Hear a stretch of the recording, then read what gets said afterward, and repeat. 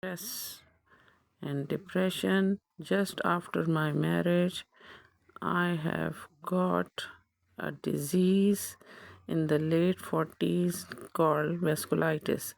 That vasculitis converted into the condition called scleroderma, which automatically lead to the severe pulmonary hypertension.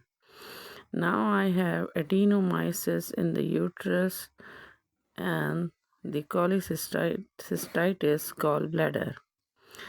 This means that the depression or the stress is lethal that can cause the autoimmune disorder. Remember, a happy life is necessary for all human beings. So be happy, make yourself happy, make your environment happy, your surroundings and the people happy. As the poisonous thing of every disease, the poisonous thing is the stress.